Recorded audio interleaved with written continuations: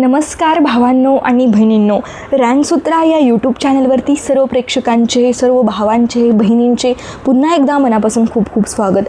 आज आपण अत्यंत महत्त्वाची माहिती बघणार आहोत। चला तर मग लगेच माहिती बघण्यासाठी सुरुवात करूया।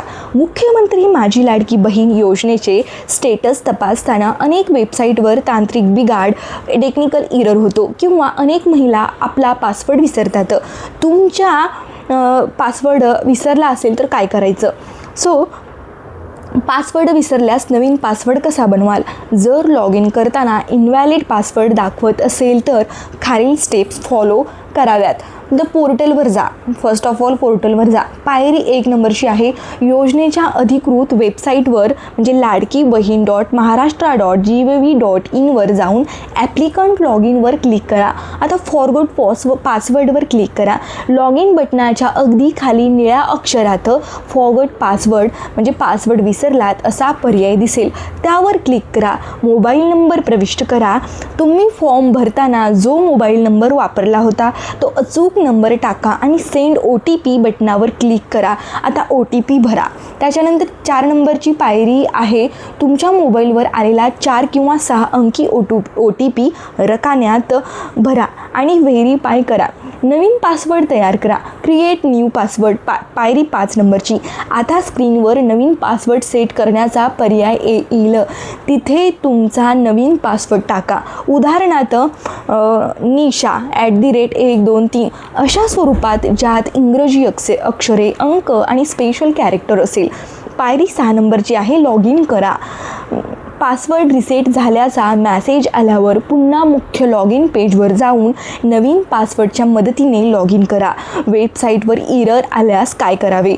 तांत्रिक उपाय। वेबसाईटवर जास्त ट्रॅफिक आल्यास site under maintenance, server error किंवा पेज नॉट फाउंड असे दिसते। अशा वेळी हे 4 सोपे उपाय करावेत। नारी शक्ती दूत ॲपचा वापर करा। जर मुख्य वेबसाईट चालत नसेल तर मोबाईलमधील ॲपवरून लॉग इन करण्याचा प्रयत्न करावा। बऱ्याचदा वेबसाईट डाऊन असली तरी ॲप व्यवस्थित चालते। ब्राउझरची कॅश आणि कुकीज साफ करा। मोबाईलच्या क्रोम ब्राउझरच्या सेटिंगमध्ये जाऊन क्लिअर ब्राउझिंग डाटावर क्लिक करा।